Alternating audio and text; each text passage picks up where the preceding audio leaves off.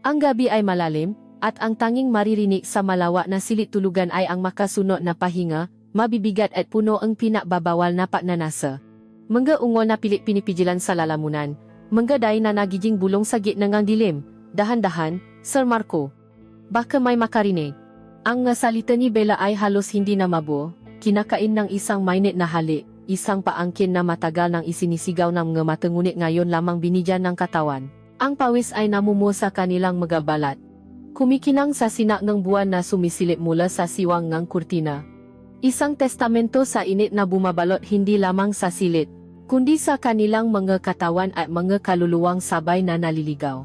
Ito ang pagtatagpo ang dalawang mundo na hindi kailanman dapat magsalubong, isang amo at isang kasambahay, sa isang sayaw ang kasalanan sa ilalim ng bubong ng isang pamilyang matagal nang natutulog. Siya si Isabella, o Bella para sa mga nakakakilala, isang dalagang 18 taong gulang lamang, na iniwan ang payak na buhay sa probinsya dala ang mga pangarap para sa pamilya.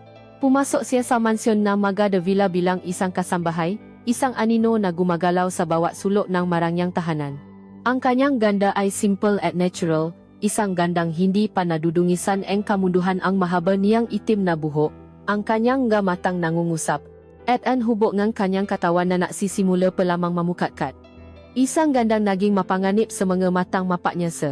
Ang lalaking yumayakap sa kanya ay si Marco de Villa, ang kanyang amo, isang matagumpay na arkitekto na nasa mahuling taon ng kanyang 30. Nasa kanya na ang lahat pera, tagumpay, at isang magandang asawa. Si Eliza, isang kilalang abogada, ay isang babaeng hinahangaan ng marami, ngunit ang kanyang atensyon at oras ay laging nakatuon sa kanyang karera. Ang kanilang tahanan, bagamat puno ng mamahaling gamit, ay malamig at walang buhay, at sa gitna ng panlalamig na iyon, isang lalaking uhaw sa paglalambing ang nahanap ng init sa iba. Dito, sa isang mansyon sa loob ng isang eksklusibong subdivision sa Maynila, sa oras ng hating gabi kung kailan ang mga pagnanasa ay nagigising at ang mga lihim ay nabubuhay, nagsimula ang lahat. Paano nga ba humantong ang isang inosenteng probinsyana sa kamang ng kanyang amo? Paano nilamon ng tukso ang isang binatang amang ng tahanan?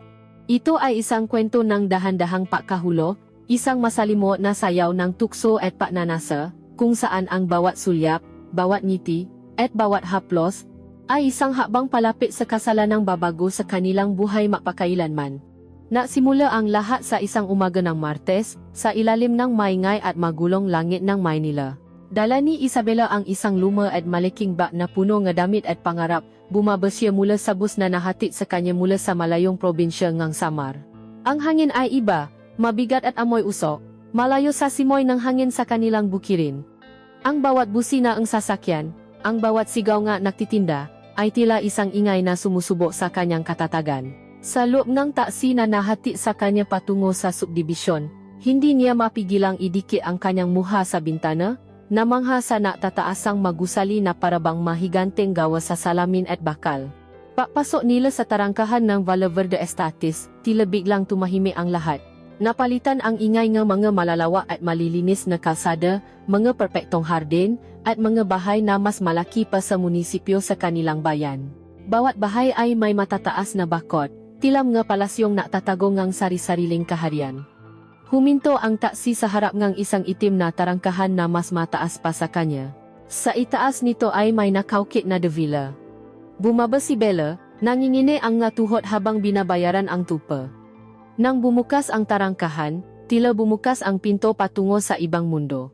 Isang mahabang daanan na gawa sa bato ang sumalubong sa kanya, napapaligiran ng berdeng damo na perpekto ang pagkakatabas.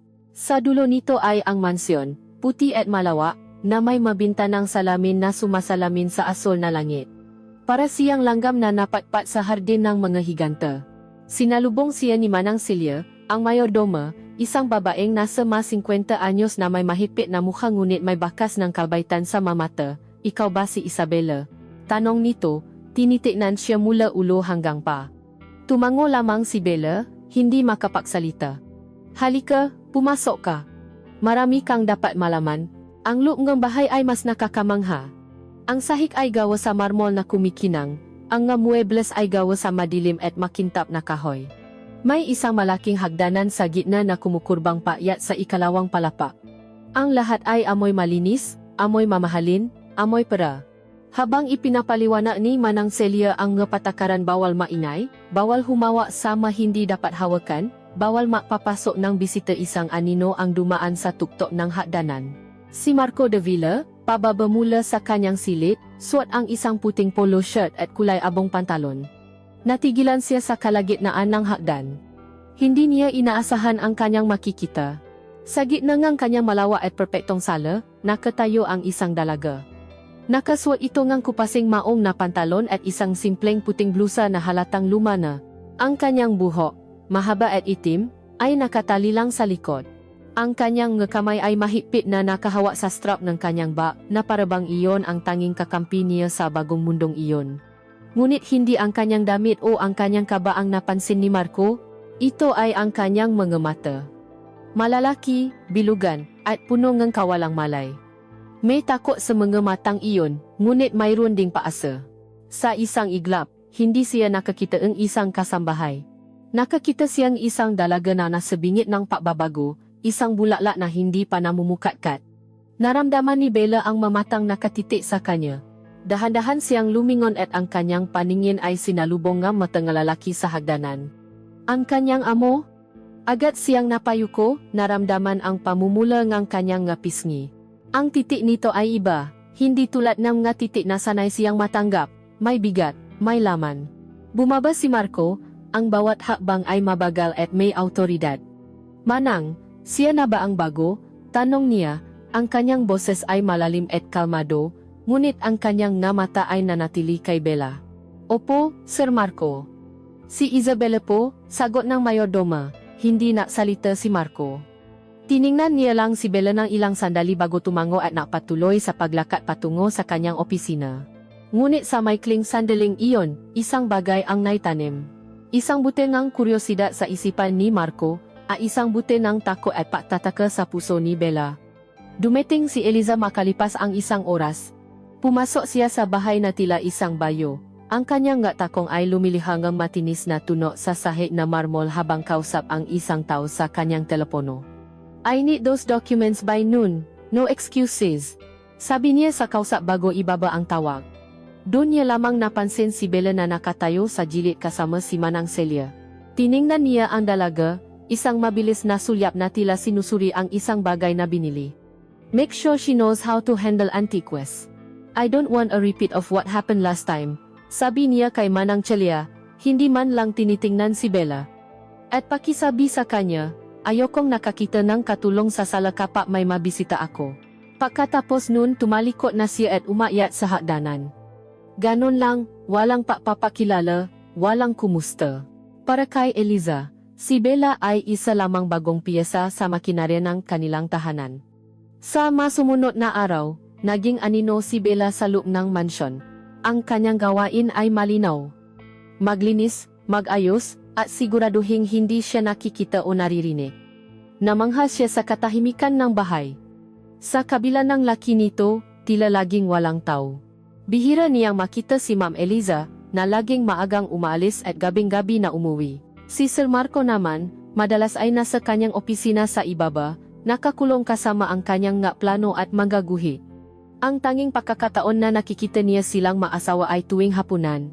Isang gabi, habang nagsisilbi siya ang pakain, narinig niya ang kanilang pag-usap. I'm flying to Cebu next week. 3 days, sabi ni Eliza, ang mata ay nasa kanyang tablet. Again? Sagot ni Marco. Hindi man lang inaangat ang tingin mula sa kanyang plato. It's for the new case, Marco. It's important. Everything is important, bulong ni Marco, sapat lang ang lakas para marinig ni Bella. Walang sumagot. Napatuloy sila sa pagkain sa isang nakabibinging katahimikan. Mula sa kanyang kinatatayuan sa gilid na malaking hapag-kainan, nakita ni Bella ang lahat. Nakita niya ang isang maganda at matagumpay na maasawa na tila maestranghero sa isa't isa. Nakita niya ang kalungkutan sa mga mata ng kanyang amo, isang kalungkutan na hindi nababagay sa karangyaan na nakapaligid sa kanya. At sa kanyang munting puso, sa gitna ang takot at pagkamangha, isang bagong damdamin ang nagsimulang umusbong. Awa. Isang awa na sa masusunod na araw, ay magiging daan para sa mga damdaming mas mapanganib at mas komplikado. Sa gabing iyon, sa kanyang maliit na kwarto sa likod ng mansyon, habang nakahiga at nakatitik sa kisama, inisip ni Bella ang mga mata ni Sir Marco noong una silang nakita.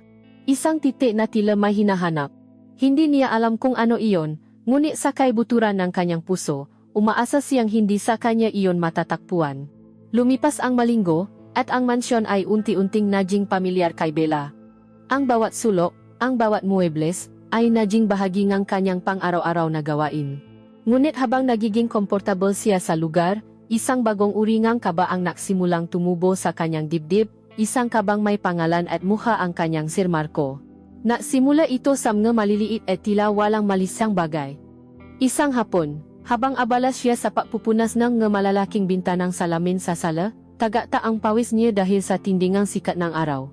Duman si Marco, uminto ito at pinagmasdan siya. Inakala ni Bella na may mali sa kanyang ginagawa at lalo siyang kinabahan. Ngunit sa halip na maksalita, dumiretso ito sa kusina. Bumalik ito makalipas ang ilang sandali, may dalang isang mataas na baso ang malamig na tubig na may yelo. "Heto, inumin mo muna? Baka matuyuan ka," sabi nito sa isang boses na malumanay. Natigilan si Bella. Sa buong buhay niya bilang katulong sa iba't ibang bahay, ngayon lang may among gumawa nito para sa kanya. "Salamat po, sir," nautal niyang sabi, kinuha ang baso. Natama ang kanilang makdaliri sa malamig na salamin, isang saglit na haplos na napadala ng kuryente sa kanyang buong braso. Hinintay siya ni Marco na matapos uminom, isang simpleng kilos na parabang sinasabi nitong ang oras niya ay hindi kasing halaga ng pagkauhaw and dalaga. Mula noon, nagsimula ang mga maliliit na pag-uusap. Kapag nakakasalubong sila sa pasilyo, hindi na lang tango ang sukli ni Marco. "Kumain ka na ba, Bella, o kaya ihuwa kang mapagod masyado?" Isang gabi, naabutan siya nito sa hardin, dinidiligan ang mga halaman habang malungkot na nakatingin sa malayo. Lumapit ito, hindi sa paraan ng isang amo, kundi ng isang tao nakakaramdam. "Iniisip mo ang pamilya mo sa probinsya?" tanong nito. Nagulat si Bella sa tanong. Tumango siya. "Kamusta na sila?" Sa unang pagkataon, may natanong sa kanya tungkol sa kanyang buhay.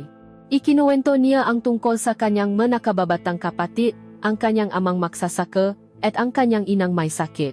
Nakikinig si Marco sa bawat salita niya, ang kanyang mata ay hindi bumibiti, na parabang ang kwento ng isang simpleng probinsyana ang pinakaimportanteng bagay sa mundo.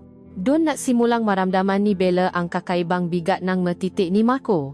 Kapag siya ay naglilinis ng sahig, nakayuko at abala. Nararamdaman niya ang mata nito sa kanyang likuran, isang mainit na pakiramdam na tumatagos sa manipis na telangan niyang dasta. Dahil dito, nagsimula siyang maging mas maingat sa kanyang kilos. Tinitiyak niyang mayos ang pagkakatali ng kanyang buhok, pinipili niya ang mga damit pambahay na medyo maluwag. Ngunit tila lalo lang nitong pinapalakas ang kamalayan sa pagitan nilang dalawa. Ang bawat espasyo sa bahay ay tila lumiliit kapag nandun si Marco. Isang umaga, habang naayos siya ng libro sa silid aklatan, pumasok ito para kumuha ng isang bagay. Ang pasilyo sa pagitan ng mga estante ay makitid. Kinailangan ni Bella na ipitin ang kanyang sarili sa pada upang makaraan ito.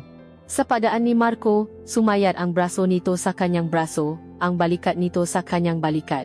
At naiwan sa hangin ang amoy nito, isang pinahalong amoy ng mahaling sabon, pabango na medyo may anghang, at ang kakaibang amoy ng kanyang balat. Napapikit si Bella, nilasap ang amoy na iyon na tila isang lason na dahan-dahang gumagapang sa kanyang sistema. Hindi lang si Bella ang nakakaramdam ng pagbabago. Para kay Marco, ang presensya ni Bella sa bahay ay tila isang sinak ng liwanag sa isang matagal ng madilim na kwarto. Sa gitna ng kanyang problema sa trabaho at ng malamig na pakikitungo ng kanyang asawa, ang tahimik na presensya ni Bella ay naging isang uri ng kanlungan. Nagsimula niyang pansinin ang mga detalye na hindi niya kailanman pinansin sa iba. Ang paraan ng pagkagat ni Bella sa kanyang ibabang labi kapag siya ay seryosong naglilinis ng isang babasajing palamuti. Ang maliliit na butil ng pawis na namumuo sa kanyang noo at batok kapag napapagod. Ang ganda ng kurba ng kanyang lik kapag bigla niyang itinatali ang kanyang buhok paitaas para maginhawahan sa init. Madalas, habang nasa loob siya ng kanyang opisina, ang pinto ay bahagya niyang iniwang bukas. Hindi para sa hangin, kundi para masilayan siya. Nakikita niya si Bella na gumagalaw sa sala, tahimik at masipag. May isang partikular na imahe na hindi maalis sa kanyang isipan. Si Bella, nakaluhod sa sahig na marmol, binubunot ang bawat hibla ang alikabok. Ang kanyang simpleng duster ay bahagyang umaangat, na bibigay ngang isang mabilis na sulyap sa kanyang mga binti. Sa mga sandaling iyon, nakakaramdam si Marco ngang isang pamilya na init sa kanyang katawan, isang damdaming matagal na niyang kinalimutan. Ikinukumpara niya ito kay Elisa. Si Elisa na laging may yutos, laging may reklamo. Si Eliza na ang tanging napapansin ay ang maalikabok na hindi napunasan, hindi ang pagod sa makamay na nakpunas nito. Habang si Bella, walang salita, walang reklamo, tanging ang kanyang presensya ay nagdudulot ng isang katahimikang matagal nang hinahanap ni Marco. Naging isang laro ang kanilang masulyap, isang lihim na sayaw na sila lang dalawa ang nakakaalam. Minsan, kapag naglalakad si Bella at alam niyang paparating si Marco, babagalan niya ang kanyang paglakad, nagbabaka sakaling muli niyang maramdaman ang pagdaplis ng balat nito sa kanya. At si Marco naman, sadya niyang iniwan ang pinto ng kanyang opisina na nakabukas, umaasang masisilayan ang anino en dalaga. Wala pang mga salitang nabibitawan, wala pang ngapangakong sinasambit, ngunit sa hangin sa pagitan nilang dalawa, may isang bagay na nabubuo, isang kuryenteng mapanganib, isang kamalayang pareho nilang pinipilit iwaksi ngunit pilit ding bumabalik. Isang paamin na walang tuno, nasa gitna ng malawa at malamig na mansyon na iyon, may isang apoy na nagsisimulang maapoy, naghihintay lang ng tamang sandali upang lumaki at lamunin ang lahat. Tulad ng sinabi ni Eliza, lumipat siya patungong Cebu para sa isang mahalagang kaso. Ang kanyang pag-alis ay tila isang hudyat, isang pagbabago sa hangin sa loob ng mansyon.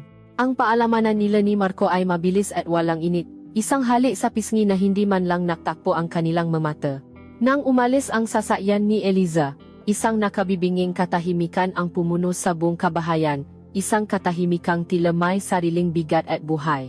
Nakataon pa na araw ang pahinga ni Manang Celia, kaya naiwan ang lahat ng gawain kay Bella. Sa unang pagkakataon, solong-solo niya ang malawak na mansyon kasama ang kanyang amo.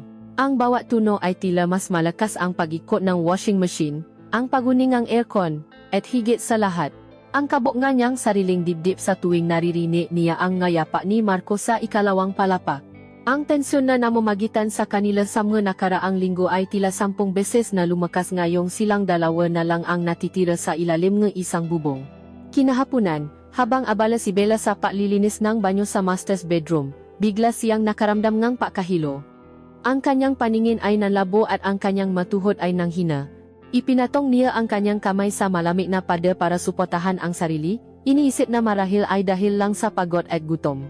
Ngunit ang pakahilo ay sinundan ng panlalamig, at pagkatapos ay isang matinding init na gumapang sa kanyang buong katawan. Pinilit niyang tapusin ang kanyang ginagawa, ngunit ang bawat galaw ay tila isang mabigat na pasanin.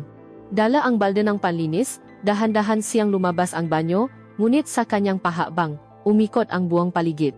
Nabitawan niya ang balde, lumikha ito ng malakas na kalabo sa sahi na gawa sa kahoy, at kasunod niyon ay ang pagbaksak ng kanyang katawan. Narinig ni Marco ang kalabo mula sa kanyang opisina. Sa pag-akalang may nabasa na naman, mabilis siyang umakyat. Ngunit ang nakita niya ay hindi isang basa na florera. Nakita niya si Bella, nakahandusay sa sahig, walang malay. Bella!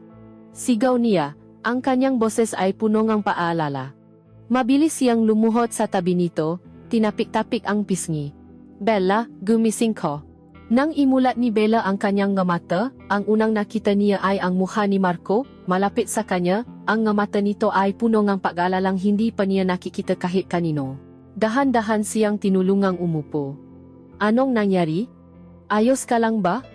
Tanong nito, ang isang kamay ay nakahawak sa kanyang braso para alalayan siya. Nahilo lang po ako, sir, mahina niyang sagot. Idinampi ni Marco ang likod ng kanyang palat sa noo ni Bella. Ang pakdikit ng balat nito sa nag-init niyang balat ay napadala ng kakaibang kilabot sa kanya. Ito ay isang haplos na iba, hindi pang-amo, kundi haplos ng isang taong naalala. Nilalanat ka, sabi ni Marco, ang kanyang boses ay seryoso. Halika, dadalhin kita sa sala. Huwag ka munang magtrabaho. Sa kabila ng pagtanggi ni Bella, hindi siya pinakinggan ni Marco. Maingat siyang inalalayan nito pababa ng hagdan. Ang braso nito ay hindi bumibitiw sa kanyang baywang. Isang suportang nabibigay sa kanya ng seguridad ngunit kasabay nito ay isang kakaibang pakiramdam na hindi niya may paliwanag. Inihiga siya nito sa malambot na sofa sa sala, kumuha ng unan at kumot. Siya, isang hamak na kasambahay, ay nakahiga sa sofa kung saan tanging nga importanteng bisita lamang ang naupo. Pumunta si Marco sa kusina at bumalik na may dalang planggana ngang maligamgam na tubig at isang bimpo. Umupo ito sa sahig sa tabiing sofa, at dahan-dahang ipinahid ang basang bimpo sa kanyang no, sa kanyang gapisngi, at sa kanyang lig. Ang bawat haplos ay magaan, maingat, at puno ng kalinga. Napapikit si Bella, hindi dahil sa laknat, kundi dahil sa kakaibang pakiramdam na dulot ng makamay ng kanyang amo. Sa katahimikan ng hapon, habang inaalagaan siya ni Marco, doon sila nagkaroon ng unang totong pag-usap. Tinanong siya ni Marco kung ano ang huli niyang kinain, kung madalas ba siyang makasakit. At si Bella, sa kanyang mahinang kalagayan, ay naging mas bukas. Ikinuwento niya kung paano niya tinitiis na hindi kumain minsan sa probinsya para lamang may makain ang kanyang nga kapatid. Ikinuwento niya ang kanyang takot sa pagtira sa Maynila, ang kanyang pangungulila. Si Marco naman, habang nakikinig, ay nabahagi rin ang sarili niya. Hindi siya direktang nagreklamo tungkol kay Eliza, ngunit sa kanyang nga salita, naramdaman ni Bella ang kanyang kalungkutan. Ang bahay na ito, masyadong malaki para sa dalawang tao, sabi niya habang pinupunasan ang braso ni Bella. Minsan, ang katahimikan ay mas maingay pa kaysa sa sigawan. Nakakabingi, sa masandaling iyon, hindi sila amo at katulong. Sila ay dalawang kaluluwang nalulungkot, naghahanap ng karamay sa isa-isa. Gabi na nang bumaba ang laknat ni Bella. Pinilit siya ni Marco na kumain ng sopas na siya mismo ang nainit. At bago siya ihatid sa kanyang kwarto, may iniabot itong isang paper bag. Ano po ito, sir? Tanong niya. Buksan mo, sabi nito na may mali na ngiti. Sa loob ng paper bag ay isang simpleng bestida. Kulay mapusyaw na asul, gawa sa malambot na koton, na may maliliit na puting bulaklak bilang disenyo. Ito ang pinakamagandang damit na nahawakan ni Bella sa buong buhay niya. Naku sir. Hindi ko po ito matatanggap. Nakakahiya po, sabi niya, pilit na isinasauli ang paper bag, ngunit umiling si Marco. Isang maliit na pasasalamat sa iyong sipag, sabi niya. At para maalala mong kailangan mo ring alagaan ang sarili mo. Ang paraan ngang pakakasabi niya, at ang paraan ngang patitih niya sa kanya, ay nagsasabing may mas malalim na kahulugan ang regalong iyon. Sa gabing iyon, sa loob ng kanyang maliit na silid, hindi makatulo si Bella. Inilabas niya ang bestida mula sa supot at itinapat ito sa kanyang katawan habang nakatingin sa kanyang munting salamin. Sa isang iglap, nakita niya ang ibang bersyon ng kanyang sarili. Hindi si Bella nakasambahay na nakasuot ng kupasing duster, kundi isang dalaga, isang babae. Isang pinahalong takot at hindi may paliwanag na kili ang gumapang sa kanyang dibdib. Alam niyang mali ito. Ang patanggap sa regalo, ang paalaga ng kanyang amo, ang nga titik, ang nga haplos lahat ay mali. Ngunit sa kaibuturan ng kanyang puso, isang binhi ang naitanim. Ang binhi ng paasa na marahil, sa mga matang ay isang tao sa malaking bahay na ito, siya ay higit pa sa isang katulong. At sa kabilang banda, sa kanyang malawak na opisina, hindi rin makapatrabaho si Marco. Nakaupo siya sa dilim, iniisip ang pakiramdam ngang malambot na balak ni Bella sa kanyang palat. At sa kanyang isipan, pauli-ulit niyang nakikita ang imahe ng dalaga, nakasuot ng asul na bestida, umiko sa hardin habang nakangiti sa kanya.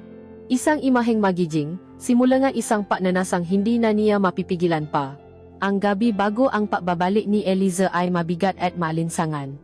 Sa labas, ang langit ay madilim, walang bituin, at ang hangin ay hindi gumagalaw, nakbabadya ng isang paparating na bagyo.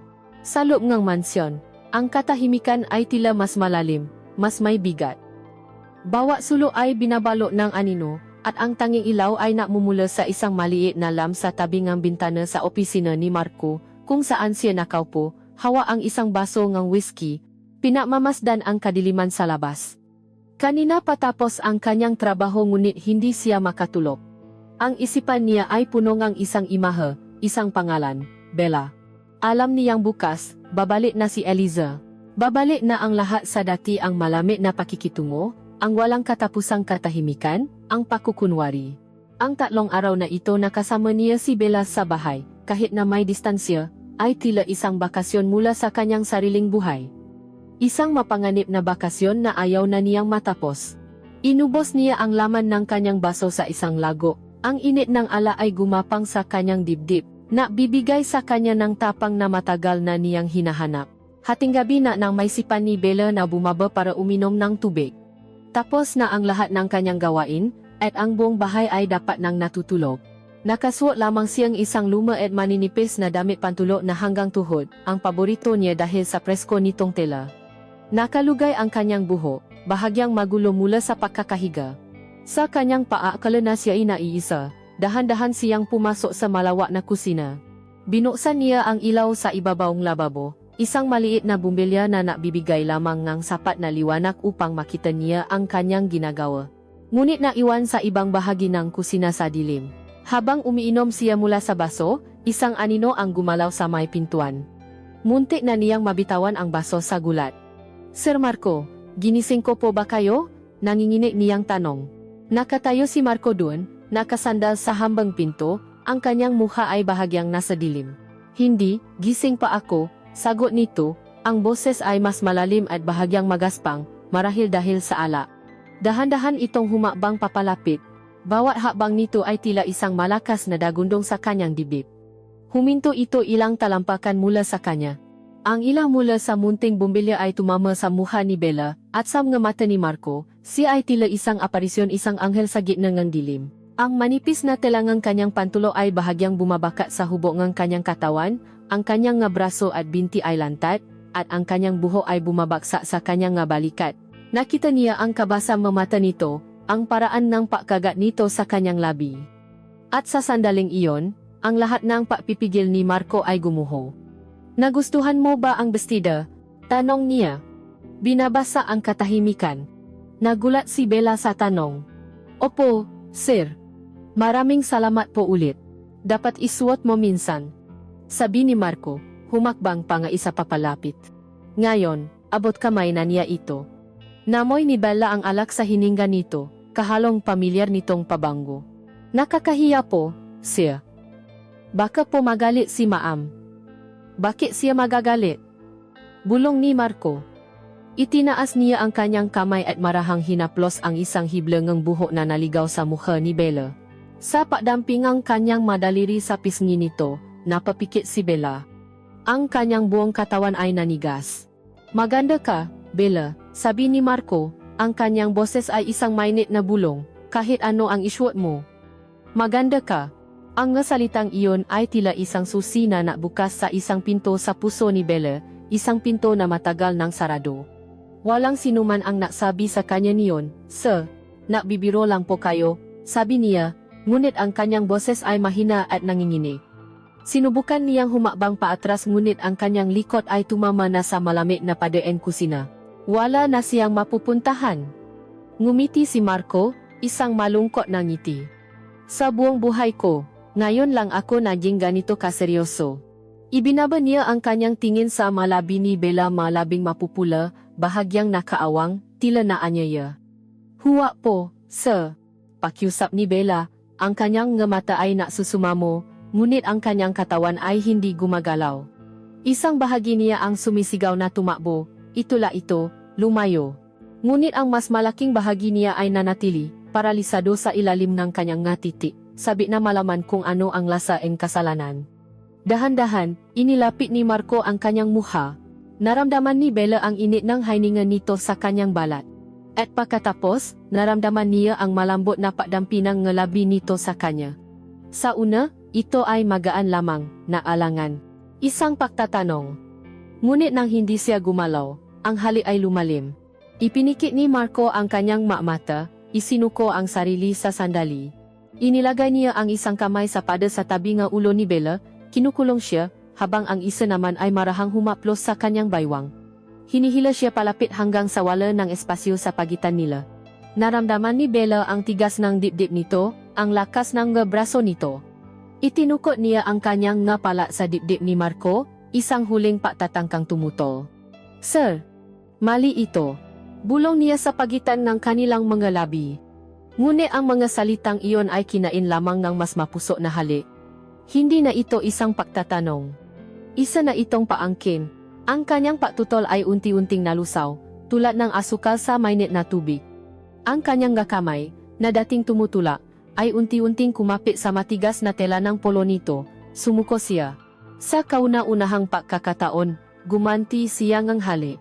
Magulo, hindi sanay, ngunit puno ang isang damdaming matagal ng kinikimkim. Ang lasa ng whiskey at pagnanasa ay sumabo sa kanyang bibig, isang lasang nakalalasing at mapanganib.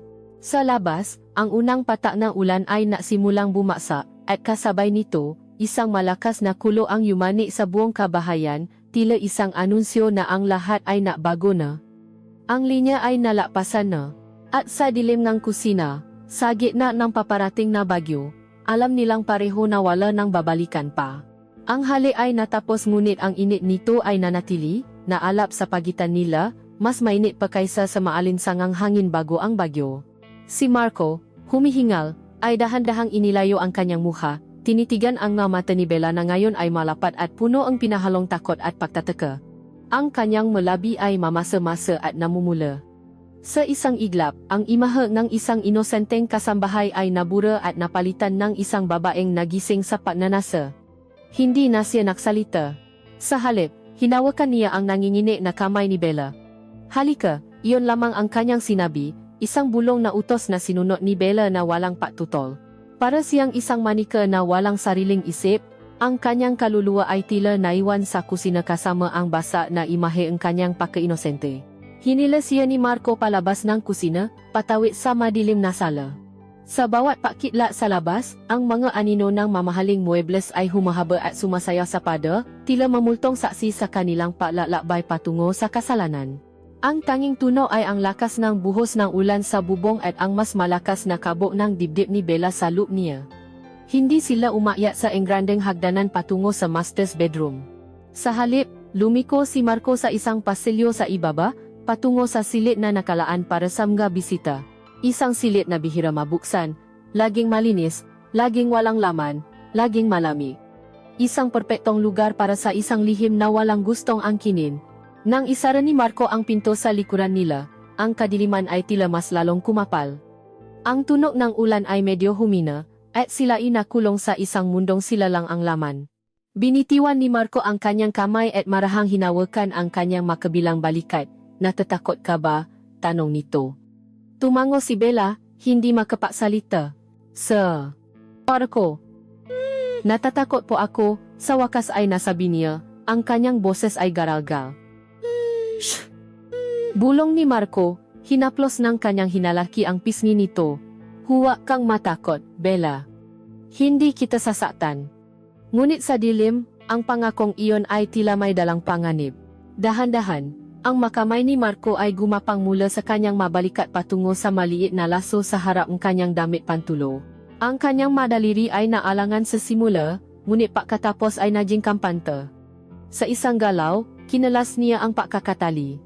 Ang manipis na tela ay bumaksak mula sa kanyang nga balikat, lumiliha nga isang mahinang tuno habang bumaba sa ito sa sahig. Iniwan si Bella na nakatayo sa kanyang harapan, hubad at nangingini sa ilalim ng kanyang matitik.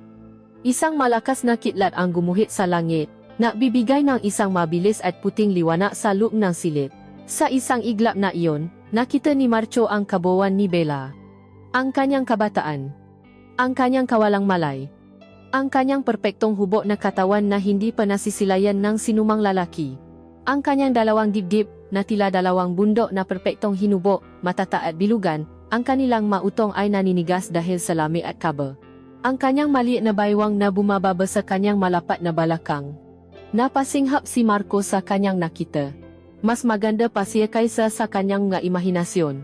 Itinaas ni Bella ang kanyang makamay, isang likas na reaksyon upang takpan ang kanyang kahubaran, ngunit marahang hinawakan ni Marco ang kanyang ngapusuhan at ibinaba ang nga ito. Huwag mong itago, bulong nito. Napakaganda mo. Ang kanyang nga kamay, na magaspang mula sa trabaho ngunit mainit, ay nagsimulang maglakbay. Mula sa kanyang mabalikat, pababa sa kanyang mabraso, hanggang sa gilid ng kanyang katawan. Bawat haplos ay tila isang apoy na naiwan ng nababagang bakas sa kanyang balat. Nang hawakan nito ang kanyang baywang at hilahin siya palapit, napadaing si Bella ng mahina. Ang pakdikit ng kanyang hubad na katawan sa damit ni Marco ay isang kakaibang pakiramdam. Muli siyang hinalikan ni Marco, Ngunit sa pagkakataong ito, ang hali ay mas mabagal, mas malambing, tila tinichik man ang bawat sulok ng kanyang mga labi. Habang abala ang kanyang bibig, ang kanyang nga kamay ay malayang gumagalugat. Hinaplos nito ang kanyang likod, mula sa kanyang batok hanggang sa guhit ng kanyang balakang. Ipinikit ni Bella ang kanyang nga mata. Isinuko ang sarili sa masensasyong hindi niya pa nararamdaman kailanman. Binuhat siya ni Marco at dahan-dahang inihiga sa malawa at malamig na kama. Ang malambot na kumot ay tila yumakap sa kanyang likuran. Umupo ito sa tabi niya, hindi inaalis ang kanyang mamata sa kanya. Hinubat nito ang kanyang polo, pagkatapos ay ang kanyang pantalon, hanggang sa ito rin ay hubat na sa kanyang harapan. Doon, sa liwanag ng makitlat, nakita ni Bella sa unang pagkakataon ang katawan ng isang lalaki. Ang takot ay bumalik, ngunit may kasama na itong hindi may paliwanag na kuryosidad. Humiga si Marco sa tabi niya, niyakap siya, ipinaramdam sa kanya ang init ng kanyang buong katawan. Relax ka lang Bella, bulong nito sa kanyang tainga, ang mainit nitong hininga ay nagpapakiliti sa kanya. Ako ang bahala. At sinimulan niyang tuparin ang pangakong iyon. Ang kanyang mahali ay naglakbay mula sa kanyang malabi, pababa sa kanyang panga, sa kanyang leg, kung saan siya huminto sandali, na iwan ng mamainit na marka. Napahawa na mahipit si Bella sa kumot, ang kanyang ngadaing ay mahina sa simula, mapinipigilang ungol na nakpapahayag ng pinahalong sakit at sarap. Marco! Sir! Baka may makarinig. Bulong niya, ngunit ang nga salita ay walang bigat, walang kapangyarihan. Ito ay isang protesta na alam nilang pareho na hindi totoo. Ang panganib na mahuli ay tila nakdakdak pa sa init ng kanilang ginagawa. Dinala siya ni Marco sa isang lugar na hindi pa niya napupuntahan, tinuruan siya ng isang lengguaheng hindi niya pa naririnig. Ang bawat haplos, bawat halik, bawat galaw ng kanyang katawan ay isang bagong salita, isang bagong kaalaman. Naramdaman niya ang sakit, isang matalas na sakit na nagpatulo sa kanyang maluha. Ang pagkawala ng isang bagay na hindi na may babalik pa. Ngunit ang sakit ay unti-unting napalitan ng isang kakaibang init, isang alon na nagsimula sa kaibuturan ng kanyang pagkatao at dahan-dahang kumalat sa kanyang buong katawan, hanggang sa wala na siyang ibang maramdaman kundi puro sarap. Isang sarap na halos ikabaliw niya. Ang bagyo sa labas ay nasa kasukdulan. Ang kulog ay dumadagundong at ang ulan ay humahampas sa mabintana. At sa loob ng silid, ang kanilang sariling bagyo ay narating din ang kasukdulan. Sabay silang sumigaw sa dilim, ang kanilang nga boses ay nilamon ng ingay ng kalikasan. Pagkatapos, katahimikan. Unti-anting tumila ang ulan sa labas, naging isang mahinang ambon na lamang, at sa loob ng silid, ang tanging maririnig ay ang kanilang mabibigat na pahinga. Nakayakap pa rin si Marco kay Bella, ang pawis nilang nga katawan ay makadikit. Nakapikit si Bella, pinakikiramdaman ang bawat pagbabago sa kanyang katawan, sa kanyang isipan. Wala na ang dalagang galing sama. Ang babaeng nakahiga ngayon sa kama ay iba na. May bahid ng kasalanan, may lasa ng pagnanasa. Idinilat niya ang kanyang nga mata sa dilim, at sa tabi niya, naramdaman niyang nakatingin si Marco. Walang nagsasalita. Walang salitang kayang ipaliwanag ang nangyari. Sa gabing iyon, sa isang silid na parasam nga bisita, isang kasambahay ang natulo sa unang pagkakataon bilang isang babay, at isang amo ang natulo na may bagong kasalanang habang buhay niyang dadalhin. Nang magising si Bella, ang unang bumati sa kanya ay ang maputlang liwanag ng umaga na tumatagos sa bintana ng silid pambisita. Wala na si Marco sa tabi niya. Ang tanging naiwan ay ang lukot sa kabilang bahagi ng kama at ang isang amoy na hindi kanya isang pinahalong amoy ng mamahaling pabango, ala, at ng bala ni Marco. Ang ulan ay tumila na, at ang tanging maririnig ay ang huninga ibon sa labas, isang tuno na masayang-masaya, isang malaking kabalintunaan sa bigat na nararamdaman niya sa kanyang dibdib. Dahan-dahan siyang bumangon, at bawat galaw ay may kasamang kirot sa pagitan ng kanyang ngahita, isang pisikal na paalala ng nyari. Nakita niya ang kanyang damit pantulo na nakakala sa sahig, isang puting basahan sa gitna ng malinis na silid. Sa ibabaw ng kumo ay may matuyong bakas ng dugo at ng kanilang pinasaluhang pawis. Ang katotohanan ay humampas sa kanya ng buong lakas. Hindi ito panaginip. Ibinigay niya ang sarili sa kanyang amo. Agad siyang kumilos, nangingini ang nga kamay. Maingat niyang inayos ang kama, pinapagan ang kumot, at sinigurong walang anumang bakas na naiwan. Pinulot niya ang kanyang damit at mabilis na isinuot.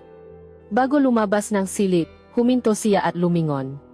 Ang silid ay malinis na ulit, walang bahid, tila walang nangyari. Ngunit alam niya, tulad ng isang magnanakaw na naiwan ng fingerprint, na ang isang bahagi ng kanyang pagkatao ay naiwan sa loob ng kwartong iyon magpakailanman. Ang almusal ng araw na iyon ang pinakamahabang almusal sa kanyang buhay. Pumasok si Marco sa kusina, bihis na bihis para sa trabaho, tila walang nangyari. "Good morning, Bella." "Kape," sabi nito sa normal na tono, ngunit nang matama ang kanilang mga mata, isang kislap, isang lihim na mensahe, ang dumaan sa pagitan nila. Nanginginig ang kamay ni Bella habang ibinubuhos niya ang mainit na kape sa tasa, muntik na itong matapon. "Maingat ka," sabi ni Marco, at sa simpleng masalitang iyon, narinig ni Bella ang isang nakatagong paalala, isang paangkin. Hindi siya makatingin ng diretso, ang bawat tunog sa bahay ang patikta ng orasan. Ang paandan ng refrigerator ay tila isinisigaw ang kanilang kasalanan. Para siyang isang kriminal na nagbabalik sa lugar ng kanyang krimen. Habang kumakain si Marco, hindi nito inaalis ang tingin sa kanya. Isang tingin na mapanuri, na may halong possessiveness. Tinitingnan nito ang kanyang labi, ang kanyang lig, na parabang hinahanap ang markang iniwan nito kagabi. At si Bella, nakatayo sa gilid, ay nais na lamang matunaw at maglaho. Tanghali nang bumalik si Eliza. Pumasok ito sa bahay na dala ang malamig na hangin mula sa labas at ang kanyang autoridad. "Bella, tulungan mo ako sa madala ko," sigaw nito mula sa pinto. Ang boses ni Eliza ay tila isang malakas na sampal na gumising kay Bella mula sa kanyang pagkakalutang. Nagmamadali siyang lumapit upang kunin ang mga bag. "Ang linis ng bahay." "Good job," sabi ni Eliza habang dumadaan, isang papuring hindi madalas mangyari. Ang simpleng papuring iyon ay tila isang kutsilyong tumara sa dibdib ni Bella. Napilitan siyang ngumiti. "Salamat po, ma'am." Sa loob niya, gusto niyang sumiga. Ang bigat ng kanyang pagkukunwari ay halos mapaguho sa kanya. Sa hapunan, ang lahat ay bumalik sa dati. Si Eliza, abala sa pagkukwento tungkol sa kanyang tagumpay sa Cebu. Si Marco, tahimik na nakikinig, paminsan-minsan ay tumatango. At si Bella, isang aninong nagsisilbi sa kanilang dalawa. Ngunit ngayon, may nagbago na. Sa tuwing titingin si Eliza sa kanya, pakiramdam ni Bella ay nababasa nito ang lahat, nakikita nito ang dumi sa kanyang pagkatao. At sa tuwing matatama ang tingin nila ni Marco sa ibabaw ng lamesa, isang kuryente ang dumadaloy, isang lihim na ibinabahagi na si Eliza lamang ang hindi nakakaalam. Ang gabing iyon ay isang pagsubok, paano sila makapapatuloy? Inakala ni Bella na iyon na ang una at huli, isang pagkakamali na dulot ng ala at kalungkutan. Ngunit makalipas ang 2 gabi, habang nakpupunas siya ng sahi sa pasilyo at tulog na si Eliza, dumaan si Marco. Nakunwari itong may kukunin sa kusina. Sa pagdaan nito sa tabi niya, may isang maliit at nakatuping papel na aksidenteng nahulog mula sa bulsa nito. Mabilis niya itong pinulot ng makalis na ito. Sa loob ng banyo ng nakatulong, binuksan niya ang papel. Nanginginig. Isang salita lang ang nakasulat, "Gabinete." Hating gabi. Ang gabinete. Ang opisina ni Marco. Doon nagsimula ang kanilang lihim na routine. Isang mapanganib na laro sa sarili nilang tahanan. Sa umaga, sila ang amo at ang kasambahay. "Bella, pakitimpla ako ng kape." "Opo, Sir Marco." Ang kanyang mapo at opo ay isang pader na kanilang itinatayo sa pagitan nila kapag may ibang tao. Ang kanyang padyuko ay isang simbolo ng kanilang makaibang mundo. Ngunit sa pagdating ng hating gabi, kapag ang buong bahay ay natutulog na at si Eliza ay mahimbing na sa kanilang silid, ang pader na iyon ay guguho. Dahan-dahang pupuslit si Bella mula sa kanyang kwarto, dadaan sa madilim na pasilyo, at papasok sa opisina ni Marco. Doon, sa likod ng nakakandadong pinto, sa gitna ng plano ng gusali at mga libro, nagbabago ang lahat. Siya ay hindi na Bella, ang kasambahay, kundi si Bella lamang. At si Marco ay hindi na ang kanyang sir, kundi si Marco. Sa dilim, ang matitulo at posisyon ay nawawala. Ang tanging natitira ay ang isang lalaking puno ng pagnanasa at ang isang babaeng uhaw sa pagmamahal. Ang kanilang mapagtatakpo ay laging tahimik, puno nga ninanakaw na halik at mga pinipigilang ungol. Ito ay isang sayaw na perpekto na nila. Ang bawat isa ay may kanya-kanyang papel na ginagampanan. Ngunit ang dalawang buhay na ito ay unti-unting kumakain sa pagkatao ni Bella, ang dalagang inosente ay tuluyan nang namatay. Napalitan ito ang isang babaeng nabubuhay sa kasinungalingan. Sa bawat araw na lumilipas, ang takot na mahuli ay laging nariyan, isang malamig na kamay na nakahawa sa kanyang lalamunan. Ngunit kasabay ng takot ay ang kakaibang kilit, ang pakiramdam na siya ay importante, na may isang taong naghahangat sa kanya. Ang nga simpleng papuri ni Marco, ang nga regalo nitong Patagoniang ibinibigay, ay nagsimulang isalin ni Bella bilang pagmamahal. Nagsimula siyang umasa na ang magagabing iyon ay may kahulugan, na hindi lang ito puro pagnanasa. Para kay Marco, ang kanilang relasyon ay isang laro, isang gamot sa kanyang pagkabagot. Ang takot na mahuli ay nabibigay lamang ng karagdagang anghang sa kanilang ginagawa. Ang pagkakaroon ng kapangyarihan sa isang batang babae na handang gawin ang lahat para sa kanya ay nakapapabata at nakapapalakas sa kanya. Ang kanyang pagkalinga kay Bella ay hindi pag-ibig, kundi pag-ari. Si Bella ay ang kanyang sikreto. Ang kanyang pag-ari. Isang gabi, pagkatapos ng isa na namang ninakaw na sandali, tumayo si Bella sa harap ng salamin sa kanyang kwarto. Pinagmasdan niya ang kanyang sariling refleksyon. Ang mga mata niya ay iba na, may lungkot at pagod, ngunit mayroon ding kakaibang kislap na wala doon dati. Hinaplos niya ang kanyang labi, naalala pa ang ngahalik ni Marco. Sino ang babaeng ito na nakatiti pabalik sa kanya? Hindi na niya kilala. Ang alam lang niya, ang babaeng ito ay isang sinungaling, isang mangagaw, isang babaeng naglalaro ng apoy. At alam niyang malapit na siyang mapaso. Isang buwan na ang lumipas mula nung gabing umulan. Ang lihim na relasyon ni Marco at Bella ay naging isang mapanganib na agos na dahan-dahang tinatangay ang kanilang buhay. Ang dating kaba at takot ni Bella ay napalitan na ng isang kumpiyansang hindi niya alam na taglay niya, isang kumpiyansang ipinanganak mula sa magabing siya ang sentro ng mundo ng kanyang amo. Si Marco naman ay lalong naging pabaya, ang kanyang pagnanasa ay naging isang apoy na hindi na kayang patayin ng simpleng paingat. Ang kanilang mga ninanakaw na sandali sa opisina at sa silip pambisita ay hindi na sapat, naghahanap siyang bago, isang bagay na mas mapanganib, mas nakakakili. Isang Biyernes ng gabi, abala si Eliza sa panonood ng isang serye sa kanilang silid sa itaas. Alam ni Marco na kapag nagsimula na itong manot, wala nang makakaistorbo dito hanggang hating gabi. Ito ang perpektong pagkakataon. Hinanap niya si Bella sa kusina, kung saan ito na ayos na mahuhugas ang plato. Walang ibang tao. Lumapit siya mula sa likuran nito, sapat na ang lapit para maramdaman nito ang init ng kanyang katawan. Bella, bulong niya, malapit sa tainga nito. Napatalon sa gulat si Bella, ngunit nang mamoy niya ang pamilyar na pabango, kumalma siya. Sir, isuot mo yung bestidang asul, utos niya, ang kanyang boses ay mahina ngunit may diin. Hintayin mo ako sa may pool. 10 minuto. Hindi na ito isang pakiusap. Ito ay isang utos. Natigilan si Bella. Sa labas, sa pool area kung saan tanaw mula sa mabintana ng kapitbahay at mula mismo sa kanilang master's bedroom, pero sir, nandiyan po si Maam.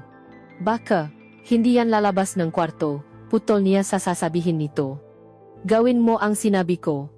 Hinawakan niya ang baywang nito sandali, isang mabilis na pag-angkin, bago siya umalis na parang walang nangyari. Naiwan si Bella na nakatayo, ang puso niya ay dumadagundong na parang tambo. Ang takot ay nariyan pa rin, ngunit kasabay nito ay isang kuryenteng gumapang sa kanyang buong katawan, ang kuryenteng ang panganib. Dahan-dahan siyang pumunta sa kanyang silid. Kinuha niya mula sa ilalim ng kanyang kama ang bestidang asul, ang simbolo ng kanilang kasalanan. Habang isinusuot niya ito, tiningnan niya ang kanyang sarili sa salamin. Ang simple at payat na tela ay tila yumayakap sa bawat kuba ng kanyang katawan. Sa suot na ito, hindi siya mukhang katulong. Mukha siyang isang dalagang naghihintay sa kanyang mangingibi. Huminga siya ng malalim at lumabas. Ang pool area ay tahimik at naliligo sa liwanag ng buwan. Ang tubig sa pool ay kalmado at kumikinang, tila isang malawak na asul na salamin. Ang amoy ng chlorine ay humahalo sa amoy ng gabulaklak ng dama de noche mula sa hardin. Nakita niya si Marco na naghihintay sa may lilim ng isang malaking payong. Nang makita siya nitong papalapit, isang ngiti ang gumuhit sa malabi nito. Akala ko hindi ka darating, sabi nito.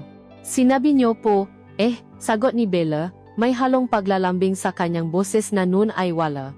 Pinakmasdan siya ni Marco mula ulo hanggang paa. Bagay na bagay sa iyo, sabi nito, ang kanyang mata ay nakniningas. Pero mas maganda kung wala yan.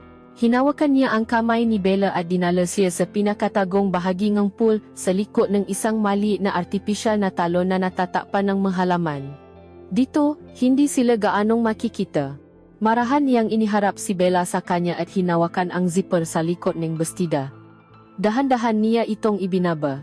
Ang tunog ng zipper ay tila napakalakas sa katahimikan ng gabi. Bumaksa ang bestida sa kanyang ngapa, iniiwan siyang hubad sa ilalim ng buwan. Ngunit ngayon, hindi na niya tinakpan ang kanyang sarili, hinayaan niyang pakmasdan ni Marco ang kanyang katawan, isang alay na kusa niyang ibinibigay. Perpekto, bulong ni Marco. Hinalikan niya ito, isang halik na mas may kumpiyansa, mas mapuso. Gumanti si Bella. Ang kanyang makamay ay gumapang mula sa dibdib nito pataas sa batok, isiniksik niya ang kanyang madaliri sa buhok nito. Natuto na siya. Alam na niya kung paano ito paligayahin. Pagkatapos ng halik, hinawakan siya ni Marco sa baywang. Gusto kong makita ka, dito sa ilalim ng buwan. Dinala niya si Bella sa gilid ng pool at dahan-dahan silang bumaba sa mababaw na bahagi. Ang malamig na tubig ay tila isang haplos na gumizing sa bawat himaymay ng kanilang mga balat. Sa ilalim ng tubig, ang kanilang makatawan ay tila mas magaan, ang kanilang mga galaw ay mas malaya. Binuhat ni Marco si Bella, at ipinulupot naman ni Bella ang kanyang mabinti sa baywang nito. Makayakap sila sa gitnang kumikinang na tubig, ang kanilang mga balat ay dumidulas sa isa-isa. Marco, baka may makakita sa atin dito. Bulong ni Bella, ngunit ang kanyang boses ay hindi puno ng takot, kundi ng pananabik. Hayaan mo sila, sagot ni Marco, ang kanyang bibig ay naglakbay mula sa malabi ni Bella pababa sa lit nito, sa balikat, hanggang sa marating nito ang kanyang mga dibdib na lumulutang sa tubig. Napadaing si Bella, isang tunog na pinilit niyang pigilan. Ipinasok sila ni Marco sa maliit na kuweba sa likod ng artipisyal na talon. Dito, mas madilim, mas pribado. Ang maririnig lamang ay ang lagaslas ng tubig at ang kanilang pahinga. Ang kanilang pagtatalik ay iba sa una. Wala na ang sakit at pag-alinlangan. Napalitan ito ngang purong pagnanasa at pagalugat. Hindi na lang si Marco ang nakbibigay, si Bella ay natuto ng kumuha. Ang kanyang makamay ay malikot, ginagalugad ang matipunong katawan ni Marco. Ang kanyang mahalik ay mas matapang. Sabihin mo sa akin kung anong gusto mo, Bella, utos ni Marco. Ang kanyang boses ay magaspang dahil sa pagnanasa, at sa unang pagkakataon, sumagot si Bella. Hindi sa salita, kundi sa gawa. Ipinakita niya sa kanya kung ano ang gusto niya sa pamamagitan ng paggalaw ang kanyang balakang, sa pagbaon kanyang kuko sa likod nito, sa pagbulong ng pangalan nito ng pauli-uli. Ang kanilang pagsasama ay isang mabagal na sayaw na unti-anting bumibilis, isang ritmong sila lang ang nakakaalam, kasabay ngang pagbagsak ng tubig mula sa talon. Narating nila ang kasukdulan ng sabay, isang pagsabog ng sarap na pinigilan nilang isiga. Pagkatapos, nanatili silang makayakap sa dilim ng kuweba, humihingal, pinapakiramdaman ang paktibok ng puso ng isa't isa. Ang panganib na kanilang sinuong ay naiwan sa kanilang isang pakiramdam na mas matindi pa sa sarap ang pakiramdam na sila ay buhay na buhay. Kailangan na nating bumalik, bulong ni Marco pakaraan ng ilang minuto. Dahan-dahan silang lumabas mula sa talon at umahon mula sa pool. Basang-basa at nanginginig hindi sa lamig, kundi sa mga nangyari.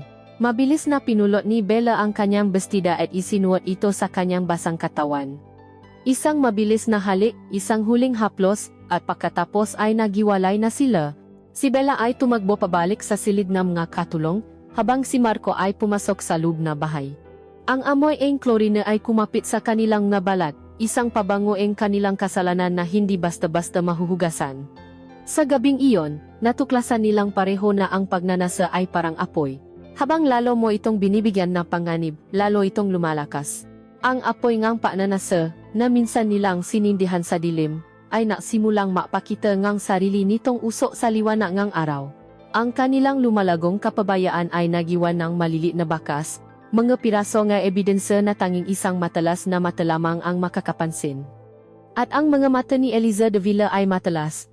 Isang abogada na sinanay na mahanap ng mga butas sa kwento at mga pakukulang sa testimonya, sinimulan niyang maramdaman na may mali sa sarili niyang pamamahay. Hindi ito isang biglaang revelasyon. Ito ay isang dahan-dahang pag-ipon ng nga maliliit na bagay. Isang gabi, habang hinuhubad ni Marco ang kanyang damit panlakat, naamoy ni Eliza ang isang kakaibang pabango na nakahalo sa pamilya na amoy ng kanyang asawa, isang amoy na simple at mura, tila sabon na may amoy bulaklak. Hindi niya ito pinansin sa una. Ngunit pagkatapos ay napansin niya ang isang bagong pusras sa braso ni Bella, isang simpleng silver na pusras na hindi niya pa nakikita dati. Sa sahot ng isang kasambahay, paano ito makakabili ng ganon? At pagkatapos ay may mga pagbabago sa kilos. Si Marco, na dati walang pakialam sa mga gawaing bahay, ay bigla na lang natatanong, nasaan si Bella? Pinapalinis ko ang kotse. O pakisabi kay Bella, ayusin ang mga halaman ko sa opisina. Laging si Bella. Ang pangalan nito ay tila naging paboritong salita sa bibig ng kanyang asawa. Si Bella naman, ang dating mahiyain at laging nakayukong dalaga, ay nagsimulang umiwas sa kanyang nga mata. At sa mga bihirang pagkakataon na natatama ang kanilang paningin, may nakikita si Eliza na hindi niya maintindihan, isang mabilis na kislap ng takot ng pagkakasala. Ang lahat na ito ay mamaliliit na piraso ng isang palaisipan na hindi pa niya nabubuo. Si Marco, sa kabilang dako, ay lalong nalulunod sa laro. Ang bawat araw na hindi sila nahuhuli ay isang tagumpay, isang patunay ng kanyang galing. Ang kanyang makilos ay naging mas mapangahas. Isang hapon, habang nagdidili si Bella sa hardin, at si Eliza ay nasa kusina lamang, lumabas si Marco at nagkunwaring tinitingnan ang nga halaman. Sa pagdaan nito sa likod ni Bella, ang kanyang kamay ay aksidenteng dumapo sa ibabang bahagi ng likod nito, isang haplos na mabilis ngunit puno ng kahulugan. Nanigas si Bella at napalingon sa bintana ng kusina, halos hindi humihinga. Ngumiti lamang si Marco at nagpatuloy sa paglalakad. Para sa kanya, ang panganib ay isang pampalasa. Ngunit para kay Bella, ang bawat kapabayaan ni Marco ay isang patalim na lalong humihiwa sa kanyang kaba. Pinaksabihan niya ito isang gabi sa loob ng opisina. Marco, masyado ka nang nagiging pabaya. Nakikita ko kung paano tumingin si Maam. Naghihinala na siya. Imahinasyon mo lang yan, sagot ni Marco, hinahalikan siya sa lik. Masyado siyang abala sa kanyang makaso para pansinin tayo. Paano kung hindi? Giit ni Bella, tinutula ito palayo. Ako ang mapapahamak dito, hindi ikaw.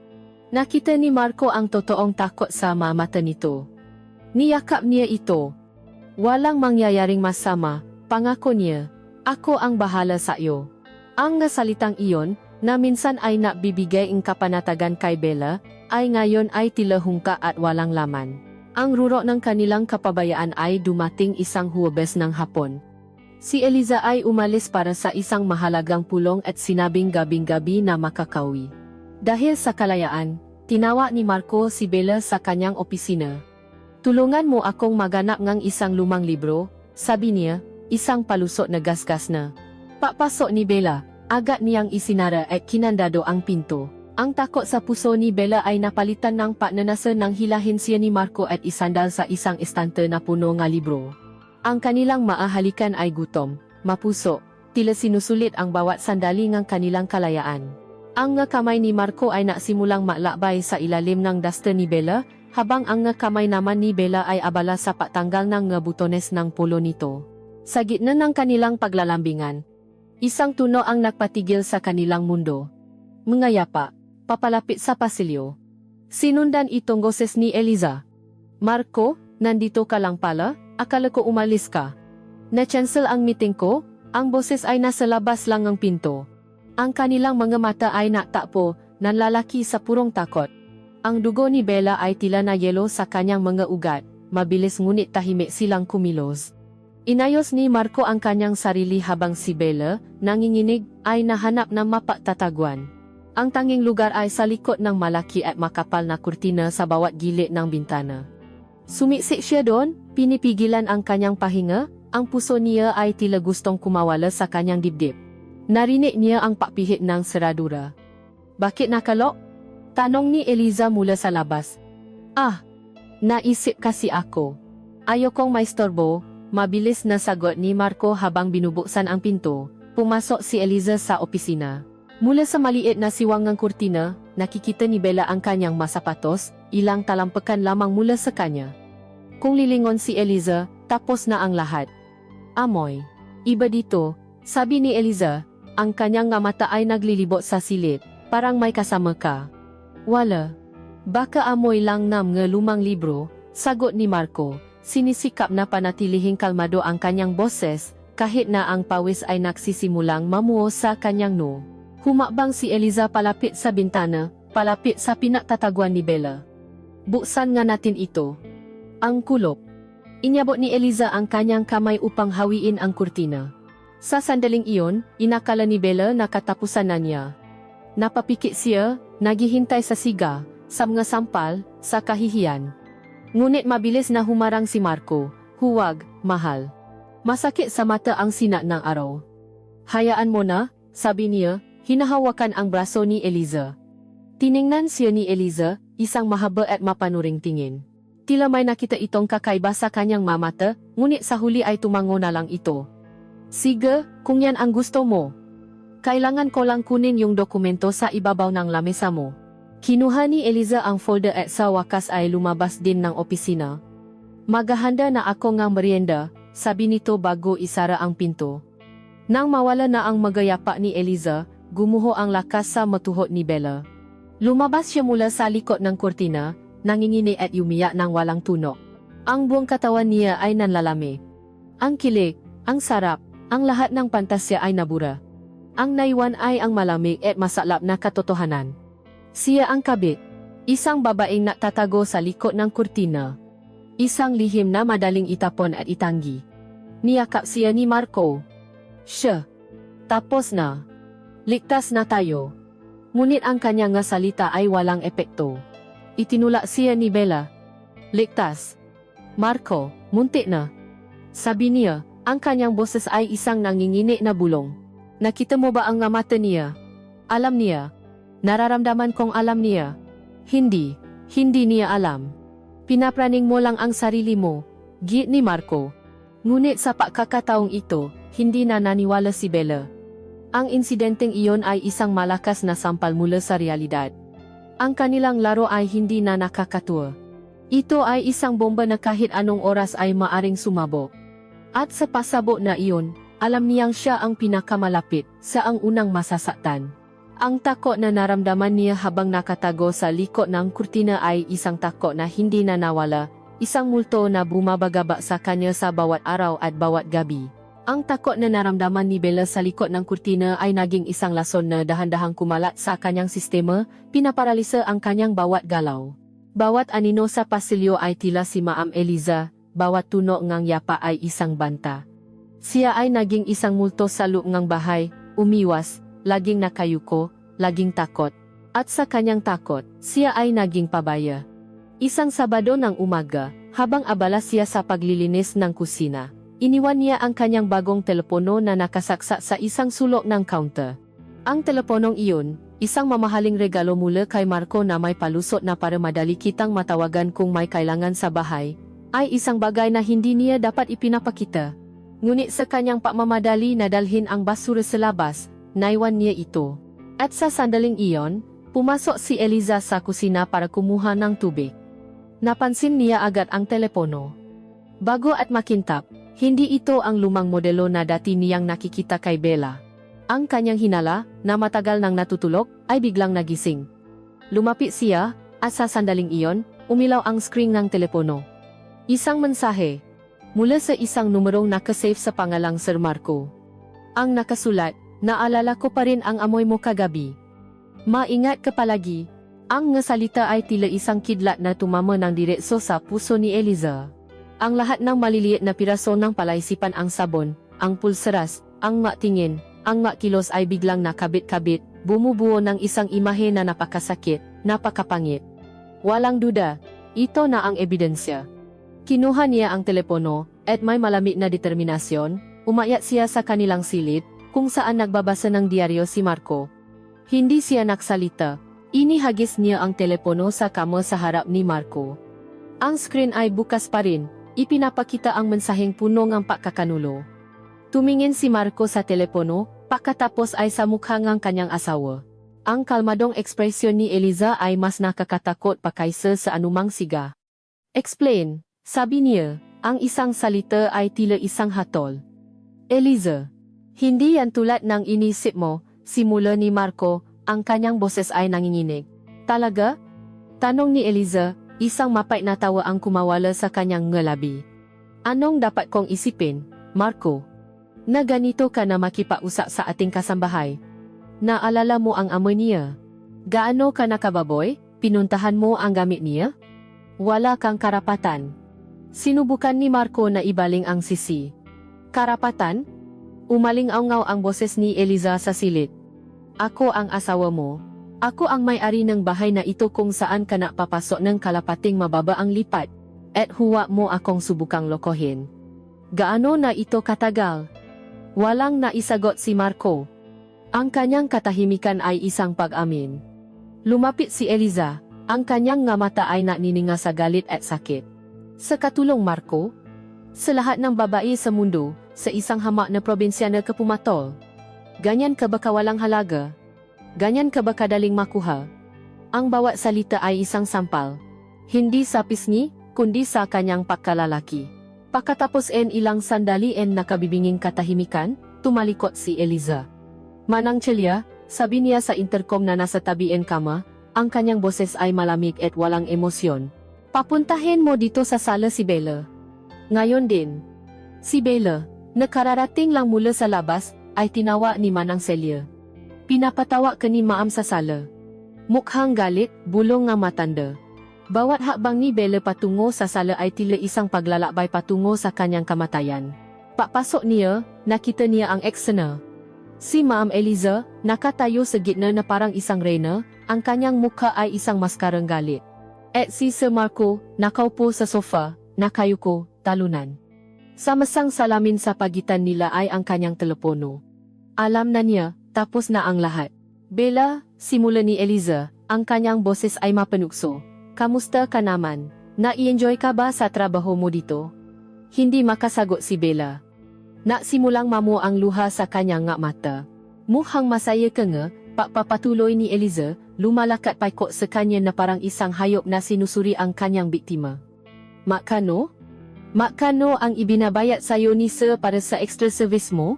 O baka naman libre lang, dahil sa tingin mo, sa pagbubuka ka mo, magiging parang kami ka na rin, ma'am. Patawat po. Iyon lang ang nais sa tinik ni Bella, ang kanyang katawan ay nangingini. Patawat, tumawa si Eliza. Ang makatulad mong ahas, hindi humihingi ng tawad. Tinapakan namin ang pamilya mo sa probinsya, binigyan ka namin ng pagkakataong makaroon ng disenteng buhay, at ito ang isusukli mo, ahasin mo ang asawa ko sa sarili kong pamamahay. Lumapit si Eliza at hinablot ang braso ni Bella, idinuro ang pulseras na suot nito. Itong basura na to. Ito ba ang kabayaran sa pagkatao mo? Sabihin mo sa akin. Eliza, tama na, mahinang sabi ni Marco mula sa sofa. Tumingin si Eliza sa kanya, pagkatapos ay kay Bella. Naririnig mo yan, ipinatatanggol ka pa niya. Ganyan ka ba talaga kagaling sa kama? Sa gitna na lahat ng panalay, na masasakit na salita, isang bagay lang ang hinahanap ni Bella ang mata ni Marco. Lumingon siya sa lalaking nangako na alagaan siya, sa lalaking minahal niya sa kanyang sariling paraan. Ang kanyang nga mata ay punong luha, nagsusumamo, humihingi ng tulong. Marco. Bulong ngang puso. Ngunit si Marco ay hindi tumingin. Nanatili siyang nakayuko, nakatitik sa sahig. Tila mas interesado sa disenyo ng karpet kaysa sa babaeng dinuduro sa kanyang harapan. Siya ay isang duwag, at sa sandaling iyon, mas masakit pa iyon kaysa sa lahat ng salitang binitawan ni Eliza. Ang pagtalikod ni Marco ang siyang tuluyang pumatay sa kanyang puso. Binitiwan ni Eliza ang kanyang braso na may kasamang tulak. Ayoko nang makita ang pagmumuha mo dito, sabi niya, ang kanyang boses ay pinal na. Kunin mo ang nga basura mong gamit e umalis ka.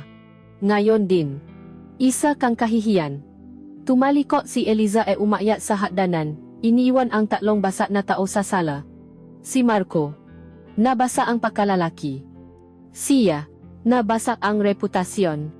At si Bella, nabasak ang puso, ang kaluluwa, ang buong pagkatao. Naiwan si Bella na nakatayo doon, umiiyak ng walang tunog, habang ang lalaking pinaalayan niya ng lahat ay hindi man lang magawang salubungin ang kanyang nga mata. Ang katahimikan na naiwan sa salapak katapos umakyat ni Eliza ay mas mabigat kaysa sa mga siga. Si Bella ay nanatiling nakatayo sa gitna, ang kanyang ngaluha ay tuyo na, napalitan ng isang malamig na pamamanhid.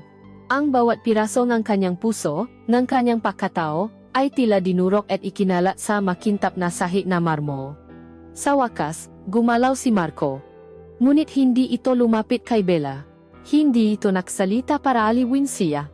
Dumiretso ito sa maliit na bar sa gilid ng sala at naksalin ng isang baso ngang alak na ininom niya sa isang lago.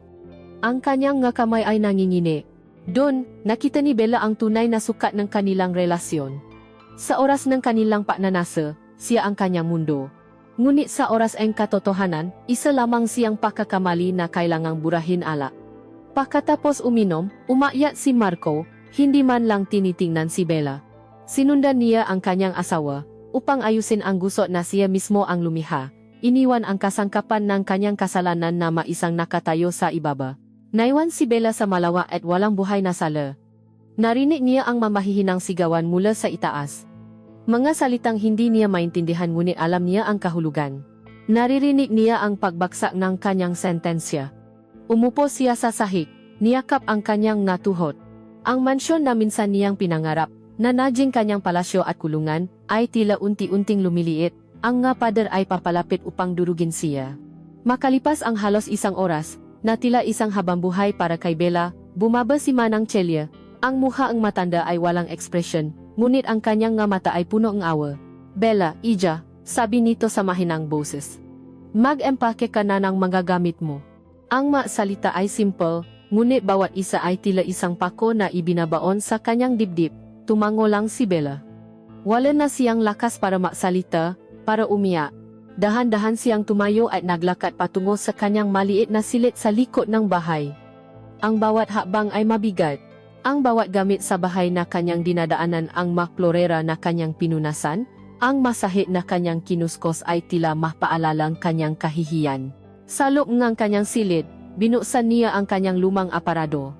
Nandun ang ilan niyang damit, nakasabit sa tabi ng bestidang asul na bigay ni Marco. Kinuha niya ito. Ang malambot na tela ay malamig sa kanyang nga kamay. Naalala niya ang gabi sa tabi ng pool, ang liwanag ng buwan, ang pakiramdam ng tubig sa kanilang nga balat. Isang alaala na minsan ay kay tamis, ngunit nayon ay lasang-lason na. Maingat niyang tinupi ang bestida at inilagay sa ibabaw ng gama. Hinubat niya ang silver na pulseras mula sa kanyang pulsuhan at ipinatong ito sa ibabaw ng bestida. Hindi siya magdadala ng anumang bagay na magpapaalala sa kanya ng lugar na ito. Ang tanging dadalhin niya ay ang mapila na hindi na mabubura pa. Inilagay niya ang lahat ng kanyang paari sa loob ng kanyang luma at malaking bag, ang parehong bag na dala niya noong una siyang dumating, puno ng paasa. Ngayon, habang isinasara niya ito, ang bigat sa loob ay hindi na bigat ng gadamit, kundi bigat ng gadurot na pangarap. Handa na siyang umalis nang bumukas ang kanyang pinto. Si Marco. Nakatayo ito doon, ang mukha ay pagod at gusot. Hindi ito makatingin ng diretso sa kanya. Bella, sabi nito. May inyabot itong isang makapal at puting sobra. Ano to? Tanong ni Bella. Ang kanyang boses ay walang buhay. Pera. Sagot ni Marco. Para makapasimula ka ulit sa probinsya. Malaki yan. Sapat na para sa pamilya mo. Para. Sa huli. Ang lahat ay nauwi sa pera. Ang kanilang nga gabi, ang kanyang nga luha, ang kanyang isinukong pakababay, lahat ay may presyo. Isang kabayarang maksisilbiring pampatahimik sa kanya. Nais niyang isampal ang sobra sa mukha nito. Nais niyang isigaw na hindi mabibili ng pera nito ang kanyang dignidad. Ngunit alam niya ang katotohanan. Kailangan niya ng pera para mabuhay, para makawi, para harapin ang kanyang pamilya. Ito ang huling kahihiyan na kailangan niyang lunukin. Kinuha niya ang sobra ng walang salita. Mas mabuti na to, Bella, sabi ni Marco, sinusubukang kumbinsihin ang sarili higit pa kay Bella. Para sa ating dalawa. Masyado nang magulo. Mapanganib. Sa wakas, Tiningnan ni Bella si Marco sa mamata. Sa unang pagkakataon mula nang mangyari ang lahat, tiningnan niya ito ng walang paganga, walang pagmamahal, walang takot. Ang nakita lamang niya ay isang lalaking mahina at makasarili. Para sayo, Marco, sabi niya, ang kanyang boses ay malamig at matigas. Mas mabuti ito para sayo. Iyon na ang kanilang huling pag-usap. Binuhat niya ang kanyang bag at lumabas ng silid, nilakpasan siya na parang hindi ito umiral. Ang ibang nga kasambahay ay nasa kusina, nakbubulungan, tinitingnan siya na may pinahalong awa at panghuhusga. Siya ang iskandalo. Ang maduming sekreto ng pamilyang De Villa. Hindi na siya lumingon. Naglakad siya palabas ng pinto sa likod, patawid sa perpektong hardin, patungo sa tarangkahan sa gilid. Nang buksan niya ang maliit na pinto at humakbang palabas, narinig niya ang paksaran nito sa kanyang likuran. Isang tuno na pinal at nagsasabing wala na siyang babalikan. Nakatayo siya sa malinis na bangketa ng Valle Verde Estates, dala ang kanyang lumang bag, sa ilalim ng mainit na sikat ng araw. Tumingala siya at muling tiningnan ang mansyon. Isang malaki at puting istruktura na nakatago napakaraming kasinungalingan. Ang lugar na nakbigay sa kanya ng pinakamatamis na pangarap at pinakamasalap na bangungot. Tumalikot siya at nagsimulang maglakad, palayo sa mamatataas na bakod, palayo sa mamararangyang bahay. Bawat hakbang ay isang paglisan, hindi lang sa lugar, kundi sa isang bersyon ng kanyang sarili na hindi na kailanman may babalik pa. Ang dalagang taga-Samar ay napunta sa Maynila na may pusong puno ng pag-asa. Ngayon, siya ay babalik na may pusong basak at isang sikretong habambuhay niyang dadalhin. Lumipas ang 6 na buwan. Ang iskandalo sa mansyon ng De Villa ay isang apoy na namatay bago pa man ito maging suno. Ang sikreto ay nanatiling sikreto, nakakulong sa loob ng matataas na pader ng Valle Verde Estates. Sa labas, ang lahat ay bumalik sa dati. Ngunit sa loob, ang maabo ng nakaraan ay nanatiling mainit, nag-iwan ng permanenteng marka sa mga buhay na sinira nito. Sa Samar, sa isang maliit na bahay na may bago ng bubong na yero, madalas na nakaupo si Bella sa tabi ng bintana, nakatanaw sa malawak na palayan na kumikinang sa ilalim ng araw. Ang payapang tanawin na minsan ay nabibigay sa kanyang kapayapaan ay ngayon ay tila isang blangkong pader na sumasalamin lamang sa kanyang sariling kawalan. Bumalik siya sa probinsya na dala ang makapal na sobrene pera mula kay Marco. Ang parang iyon ang napagamot sa kanyang ina, ang napaaral sa kanyang makapatid, at ang nabigay ang kaunting ginhawa sa kanilang buhay. Ngunit ang bawat sentimo ay may kasamang bigat, isang paalala ng halaga ng kanyang pagkatao. Ang mga kapitbahay nila ay nagtataka, nagbubulungan tungkol sa biglaang suwerte ng kanilang pamilya. Siya naman, hindi na halos nagsasalita. Ang masayahin at palangiting dalaga na umalis papuntang Maynila ay hindi na bumalik. Ang dumating ay isang babaeng may malalim na mga mata, isang babaeng laging tila may pasan-pasan na kalungkutan. Isang umaga, habang naagahan, napansin ang kanyang ina ang kanyang pamumutla. "Anak, ayos ka lang ba? Ilang araw ka nang ganyan? Tumataba ka rin yata," sabi nito. Walang sumagot si Bella. Bigla na lang siyang napatakip ng bibig at nagmamadaling tumakbo palabas ng bahay, patungo sa likod bahay kung saan siya nasuka. Naiwan ang kanyang ina sa loob, ang mukha ay puno ng paalala, pinagmamasdan ang anak na tila may itinatagong pasanin na mas mabigat pa kaysa sa kanilang kahirapan. Ang tanong kung ano ang bunga ng gagabi sa Maynila ay isang tanong na mananatiling nakasabit sa hangin, isang lihim na si Bella lang ang nakakaalam. Sa Maynila, ang buhay ni Marco at Eliza ay perpekto sa paningin ng iba. Patuloy silang dumadalo sa masosyal na pagtitipon, ang kanilang mga ngiti ay kasing kinangang mga alahas na suot ni Eliza. Ngunit sa likod ng saradong pinto ng kanilang mansyon, ang katahimikan ay mas malala pa. Sila ay dalawang estranghero na natutulog sa isang kama, na may isang malawak at malamig na espasyo sa pagitan. Ang tiwala ay tuluyan ng nawasak.